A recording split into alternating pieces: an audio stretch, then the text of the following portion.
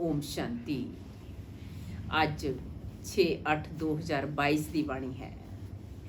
ਅੱਜ ਬਾਬਾ ਆਖਦੇ ਨੇ, ਮਿੱਠੇ ਬੱਚੇ, ਗਿਆਨ ਸਾਗਰ ਬਾਪ ਅਤੇ ਬ੍ਰਹਮਪੁੱਤਰਾ ਨਦੀ ਦਾ ਇਹ ਸੰਗਮ ਹੀਰੇ ਸਮਾਨ ਹੈ।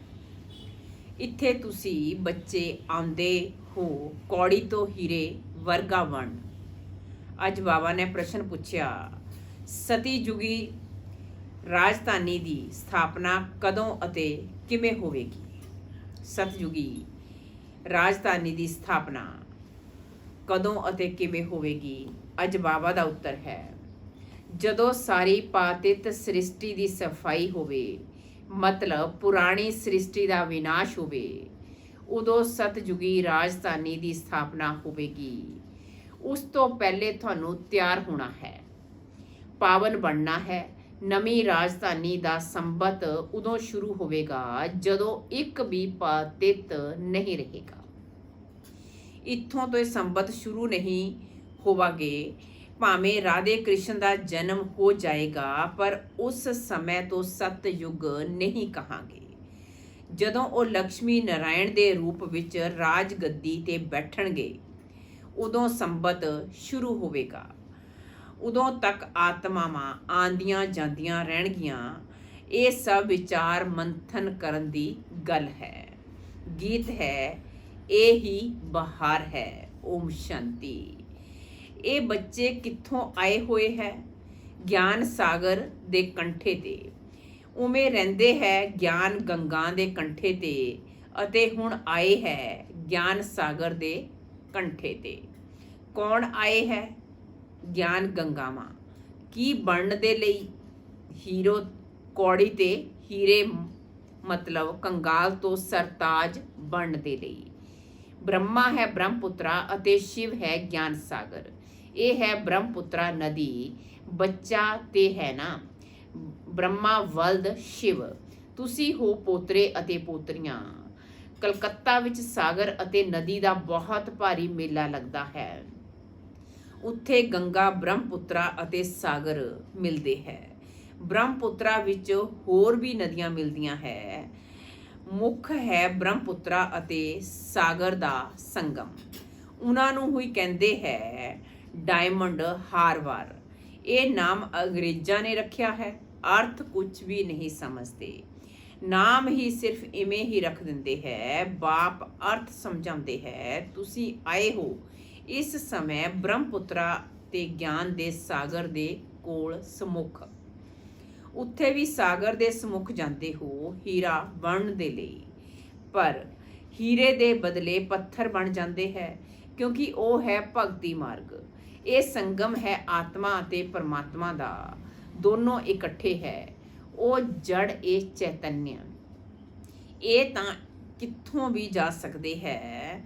ਤਾਂ ਬੱਚਿਆਂ ਨੂੰ ਹਮੇਸ਼ਾ ਇਹ ਸਮਝਣਾ ਚਾਹੀਦਾ ਹੈ ਕਿ ਬ੍ਰਹਮਪੁੱਤਰਾ ਅਤੇ ਸਾਗਰ ਦੋਨੋਂ ਇਕੱਠੇ ਹੈ ਚੈਤਨਯ ਵਿੱਚ। ਇਹ ਜਿਵੇਂ ਕਿ ਹੀਰੇ ਬਣਨ ਦਾ ਸੰਗਮ ਹੋ ਗਿਆ। ਤੁਸੀਂ ਹੀਰੇ ਵਰਗੇ ਬਣੋ। ਇਹ ਹੈ ਬ੍ਰਹਮਪੁੱਤਰਾ ਅਤੇ ਅਡਾਪਟਡ ਗਿਆਨ ਗੰਗਾਵਾਂ। ਇਹ ਨਦੀਆਂ ਤੇ ਅਣਗਿਣਤ ਹੈ। ਉਹਨਾਂ ਨਦੀਆਂ ਦਾ ਤੇ ਸਭ ਨੂੰ ਪਤਾ ਹੈ ਕਿ ਭਾਰਤ ਵਿੱਚ ਇੰਨੀਆਂ ਨਦੀਆਂ ਹੈ। ਇਹ ਵੀ ਅਣਗਿਣਤ ਹੈ। ਇਹਨਾਂ ਗਿਆਨ ਨਦੀਆਂ ਦਾ ਤਾਂ ਅੰਤ ਨਹੀਂ ਪਾਇਆ ਜਾ ਸਕਦਾ ਹੈ। ਸਾਗਰ ਵਿੱਚੋਂ ਨਦੀਆਂ ਇਸ ਸਮੇਂ ਹੀ ਨਿਕਲਦੀਆਂ ਹੈ। ਪਹਿਲੇ ਤੇ ਬ੍ਰਹਮਪੁੱਤਰਾ ਨਿਕਲਦੀ ਹੈ, ਫਿਰ ਉਹਨਾਂ ਵਿੱਚੋਂ ਛੋਟੀ ਛੋਟੀ ਨਦੀਆਂ ਨਿਕਲਦੀ ਹੈ। ਤੁਸੀਂ ਜਾਣਦੇ ਹੋ ਨੰਬਰਵਾਰ ਪੁਰਸ਼ਾਰਥ ਅਨੁਸਾਰ। ਕੋਈ ਵੱਡੇ ਹੈ, ਕੋਈ ਛੋਟੇ ਹੈ। ਇਹ ਸਭ ਮਨੁੱਖਾਂ ਨੂੰ ਹੀਰੇ ਵਰਗਾ ਬਣਾਉਂਦੇ ਹੈ। ਇਵੇਂ ਵੀ ਨਹੀਂ ਕਹਾਂਗੇ ਕਿ ਸੂਰਯਵੰਸ਼ੀ ਹੀ ਮਹਾਰਾਜਾ ਮਹਾਰਾਣੀ ਬਣਦੇ ਹੈ। ਨਹੀਂ, ਜਥਾ ਰਾਜਾ ਰਾਣੀ ਤਥਾ ਪ੍ਰਜਾ। ਤੁਸੀਂ ਸਭ ਦਾ ਜੀਵਨ ਹੀਰੇ ਵਰਗਾ ਬਣਾਉਂਦੇ ਹੈ। ਸੋ ਜੋ ਸਵਰਗ ਦੇ ਲਈ ਥੋੜਾ ਵੀ ਪੁਰਸ਼ਾਰਥ ਕਰਦੇ ਹੈ, ਉਹ ਹੀਰੇ ਵਰਗਾ ਬਣਦੇ ਹੈ। ਇਹ ਬ੍ਰਹਮਪੁੱਤਰਾ ਨਦੀ ਅਤੇ ਸਾਗਰ ਦੋਨੋਂ ਇਕੱਠੇ ਰਹਿੰਦੇ ਹੈ। ਤੁਸੀਂ ਬੱਚੇ ਜਦੋਂ ਆਉਂਦੇ ਹੋ ਤਾਂ ਅੰਦਰ ਵਿੱਚ ਜਾਂਦੇ ਹੋ ਕਿ ਅਸੀਂ ਜਾਂਦੇ ਹਾਂ ਬਾਪ ਦਾਦਾ ਦੇ ਕੋਲ। ਬਾਪ ਗਿਆਨ ਦਾ ਸਾਗਰ ਹੈ, ਫਿਰ ਪ੍ਰਵੇਸ਼ਤਾ ਕਰਦੇ ਹੈ। ਇਸ ਬ੍ਰਹਮਪੁੱਤਰਾ ਮਤਲਬ ਬ੍ਰਹਮਾ ਵਿੱਚ ਇਹਨਾਂ ਦੁਆਰਾ ਸਾਨੂੰ ਹੀਰੇ ਵਰਗਾ ਬਣਾਉਂਦੇ ਹੈ। ਹੁਣ ਜੋ ਜਿੰਨਾ ਪੁਰਸ਼ਾਰਥ ਕਰ ਸ਼੍ਰੀਮਤ ਤੇ ਚੱਲੇ, ਇਹ ਵੀ ਜਾਣਦੇ ਹੈ ਜਦੋਂ ਤੱਕ ਜਿਉਣਾ ਹੈ ਉਦੋਂ ਤੱਕ ਪੁਰਸ਼ਾਰਥ ਕਰਨਾ ਹੈ। ਸਿੱਖਿਆਵਾਂ ਤਾਂ ਮਿਲਦੀਆਂ ਰਹਿੰਦੀਆਂ ਹੈ, ਇਮਤਿਹਾਨ ਦੀ ਰਿਜ਼ਲਟ ਦਾ ਵਿਨਾਸ਼ ਦੇ ਸਮੇਂ ਹੀ ਨਿਕਲਦੀ ਹੈ।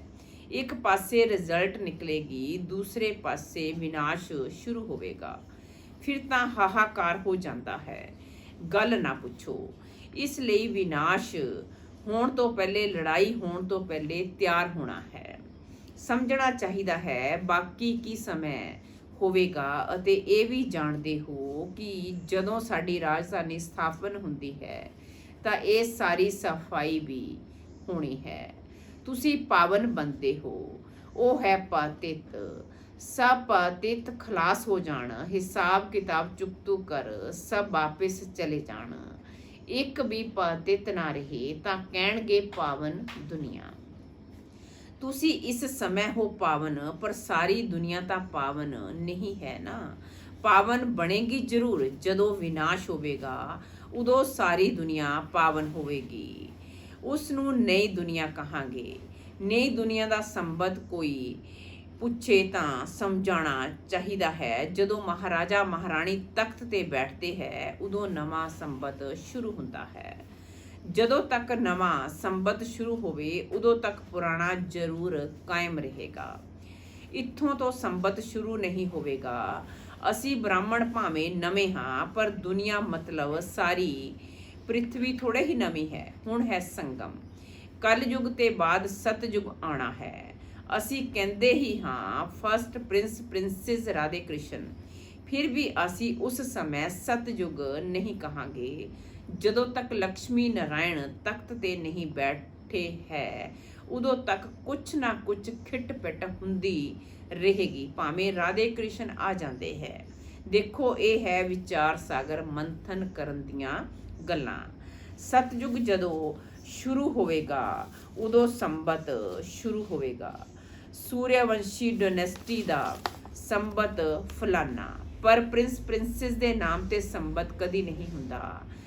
ਬਾਕੀ ਵਿੱਚ ਦੇ ਸਮੇਂ ਵਿੱਚ ਆਉਣਾ ਜਾਣਾ ਹੁੰਦਾ ਰਹਿੰਦਾ ਹੈ। ਛੀ ਮਨੁੱਖਾਂ ਨੂੰ ਵੀ ਜਾਣਾ ਹੈ। ਕੁਛ ਨਾ ਕੁਛ ਬਚੇ ਹੋਏ ਤਾਂ ਰਹਿੰਦੇ ਹੀ ਹੈ ਨਾ।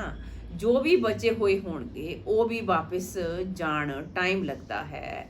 ਇਹ ਕੌਣ ਸਮਝਾਉਂਦੇ ਹੈ? ਗਿਆਨ ਸਾਗਰ ਵੀ ਸਮਝਾਉਂਦੇ ਹੈ। ਤਾਂ ਬ੍ਰਹਮਪੁੱਤਰਾ ਗਿਆਨ ਨਦੀਆਂ ਵੀ ਹੈ, ਦੋਨੋਂ ਇਕੱਠੇ ਸਮਝਾਉਂਦੇ ਹੈ। ਉਹ ਕੁੰਭ ਦਾ ਮੇਲੇ ਦਾ ਬਰੇ ਲੱਗਦੇ ਹੈ। ਇਹ ਕੁੰਭ ਦਾ ਮੇਲਾ ਸਾਗਰ ਆਏ, ਗਿਆਨ ਨਦੀਆਂ ਦਾ ਮੇਲਾ ਤਾਂ ਸੰਗਮ ਯੁਗ ਤੇ ਹੀ ਹੁੰਦਾ ਹੈ। ਤੁਸੀਂ ਬੱਚੇ ਕਹੋਗੇ ਅਸੀਂ ਜਾਂਦੇ ਹਾਂ ਮਾਤ ਪਿਤਾ ਜਾਂ ਗਿਆਨ ਸਾਗਰ ਅਤੇ ਵੱਡੀ ਨਦੀ ਦੇ ਕੋਲ। ਬਾਬਾ ਸਾਨੂੰ ਇਸ ਵੱਡੀ ਨਦੀ ਅਤੇ ਇਹਨਾਂ ਨਦੀਆਂ ਦੁਆਰਾ ਵਰਸਾ ਦੇ ਰਹੇ ਹੈ, ਮਤਲਬ ਹੀਰੇ ਵਰਗਾ ਬਣਾਉਂਦੇ ਹੈ। ਕੁੰਭ ਦੇ ਮੇਲੇ ਵਿੱਚ ਕਿੰਨੀ ਖੁਸ਼ੀ ਨਾਲ, ਬਹੁਤ ਸ਼ੁੱਧੀ ਨਾਲ ਜਾਂਦੇ ਹੈ ਅਤੇ ਉੱਥੇ ਮਨਸਾ ਵਾਚਾ ਕਰਮਣਾ ਪਵਿੱਤਰ ਰਹਿੰਦੇ ਹੈ। ਉਹ ਹੈ ਜੜ ਯਾਤਰਾ। ਯਾਤਰੀ ਆਪਣਾ ਕਲਿਆਣ ਕਰਨਾ ਚਾਹੁੰਦੇ ਹੈ। ਪੰਡਿਆਂ ਦਾ ਇੰਨਾ ਕਲਿਆਣ ਨਹੀਂ ਹੁੰਦਾ ਜਿੰਨਾ ਯਾਤਰੀਆਂ ਦਾ। ਪੰਡੇ ਲੋਕ ਤਾਂ ਜਿਵੇਂ ਪੈਸਾ ਇਕੱਠਾ ਕਰਨ ਜਾਂਦੇ ਹੈ, ਉਹਨਾਂ ਦੀ ਇੰਨੀ ਭਾਵਨਾ ਨਹੀਂ ਹੁੰਦੀ ਜਿੰਨੀ ਯਾਤਰੀਆਂ ਦੀ ਹੁੰਦੀ ਹੈ। ਯਾਤਰੀ ਬੜੀ ਸ਼ੁੱਧ ਭਾਵਨਾ ਨਾਲ ਜਾਂਦੇ ਹੈ ਤਾਂ ਕੋਈ ਨੂੰ ਸਾਖਸ਼ਾਤਕਾਰ ਹੋ ਜਾਂਦਾ ਹੈ। ਅਮਰਨਾਥ ਤੇ ਬਰਫ਼ ਦਾ ਲਿੰਗ ਬਣਾਇਆ ਰਹਿੰਦਾ ਹੈ। ਸਾਹਮਣੇ ਜਾਣ ਨਾਲ ਬਰਫ਼ ਹੀ ਬਰਫ਼ ਜਿਵੇਂ ਦੇਖਣ ਵਿੱਚ ਆਉਂਦੀ ਹੈ। ਭਾਵਨਾ ਵਾਲੇ ਜਿਵੇਂ ਦੇਖਦੇ ਤਾਂ ਖੁਸ਼ ਹੋ ਜਾਂਦੇ ਹੈ। ਇਹ ਤਾਂ ਕੁਦਰਤ ਹੈ। ਬਰਫ਼ ਵਿੱਚ ਲਿੰਗ ਬਣ ਜਾਂਦਾ ਹੈ। ਮਨੁੱਖਾਂ ਦੀ ਅਜਿਹੀ ਭਾਵਨਾ ਬੈਠ ਜਾਂਦੀ ਹੈ ਕੁਝ ਵੀ ਨਹੀਂ। ਸੱਚੀ ਯਾਤਰਾ ਤਾਂ ਹੁਣ ਤੁਹਾਡੀ ਹੋ ਰਹੀ ਹੈ। ਮਨੁੱਖ ਸਮਝਦੇ ਹੈ ਭਗਵਾਨ ਦੇ ਪਛਾੜੀ ਬਹੁਤ ਧੱਕਾ ਖਾਦਾ ਹੈ ਭਗਵਾਨ ਨੂੰ ਮਿਲਣ, ਪਰ ਭਗਵਾਨ ਮਿਲਦਾ ਹੀ ਨਹੀਂ। ਬਾਬਾ ਨੇ ਸਮਝਾਇਆ ਹੈ ਭਗਵਾਨ ਦਾ ਤਾਂ ਚਿੱਤਰ ਨਹੀਂ ਕੱਢ ਸਕਦੇ ਹਾਂ। ਬਿੰਦੀ ਦਾ ਫੋਟੋ ਕੀ ਹੋਵੇਗਾ? ਉਹ ਤਾਂ ਸਮਝਾਉਣ ਦੇ ਲਈ ਕਿਹਾ ਜਾਂਦਾ ਹੈ ਕਿ ਸਟਾਰ ਹੈ, ਭਰੂਕੁਟੀ ਦੇ ਵਿੱਚ ਚਮਕਦਾ ਹੈ। ਕਈ ਬੱਚਿਆਂ ਭਰੂਕੁਟੀ ਵਿੱਚ ਟੀਕਾ ਲਗਾਉਂਦੀਆਂ ਹਨ। ਇਹ ਸੁਣਿਆ ਹੋਇਆ ਹੈ ਨਾ ਕਿ ਆਤਮਾ ਦਾ ਨਿਵਾਸ ਭਰੂਕੁਟੀ ਵਿੱਚ ਹੈ ਤਾਂ ਸਟਾਰ ਲੱਗਦੀ ਹੈ। ਸੱਚਾ ਤਿਲਕ ਜੇਕਰ ਕਹੀਏ ਤਾਂ ਉਹ ਹੈ ਰਜਾਈ ਦਾ ਤਿਲਕ, ਫਿਰ ਵੱਡਾ ਹੁੰਦਾ ਹੈ, ਉਹ ਸਥੂਲ ਰਾਜ ਤਿਲਕ ਮਿਲਦਾ ਹੈ। ਤੁਸੀਂ ਬੱਚਿਆਂ ਨੂੰ ਗਿਆਨ ਆ ਜਾਂਦਾ ਹੈ ਕਿ ਅਸੀਂ ਆਤਮਾ ਨੂੰ ਹੁਣ ਰਾਜ ਤਿਲਕ ਮਿਲਦਾ ਹੈ। ਆਤਮਾ ਸਮਝਦੀ ਹੈ ਕਿ ਹੁਣ ਸਾਨੂੰ ਪਰਮ ਪਿਤਾ ਪਰਮਾਤਮਾ ਕੋਲੋਂ ਰਾਜ ਤਿਲਕ ਮਿਲਦਾ ਹੈ। ਭਰੂਕੁਟੀ ਦੇ ਵਿੱਚ ਬਹੁਤ ਚੰਗਾ ਸਟਾਰ ਲਗਾਉਂਦੇ ਹੈ, ਸੋਨੇ ਦਾ ਵੀ ਲਗਾਉਂਦੇ ਹੈ। ਹੁਣ ਤੁਹਾਨੂੰ ਸਾਰਾ ਗਿਆਨ ਮਿਲਿਆ ਹੋਇਆ ਹੈ। ਅਸੀਂ ਸਟਾਰ ਹੁਣ ਹੀਰੇ ਵਰਗੇ ਬਣਦੇ ਹਾਂ। ਅਸੀਂ ਆਤਮਾ ਸਟਾਰ ਹਾਂ। ਪਰਮ ਪਿਤਾ ਪਰਮਾਤਮਾ ਵੀ ਸਟਾਰ ਇੰਨਾ ਹੀ ਛੋਟਾ ਹੈ, ਪਰ ਉਹਨਾਂ ਵਿੱਚ ਸਾਰੀ ਨੌਲੇਜ ਹੈ। ਇਹ ਗੱਲਾਂ ਬਹੁਤ ਗੁਈਆ ਹੈ। ਤੁਹਾਨੂੰ ਗਿਆਨ ਮਤਲਬ ਸੋਝਰਾ ਮਿਲਿਆ ਹੈ। ਪਰਮ ਪਿਤਾ ਪਰਮਾਤਮਾ ਦੇ ਰੂਪ ਵਿੱਚ ਵੀ ਸਮਝਾਇਆ ਹੈ। ਜਿਵੇਂ ਆਤਮਾ ਦਾ ਸਾਖਸ਼ਾਤਕਾਰ ਹੁੰਦਾ ਹੈ, ਉਵੇਂ ਪਰਮਾਤਮਾ ਦਾ ਵੀ ਹੁੰਦਾ ਹੈ।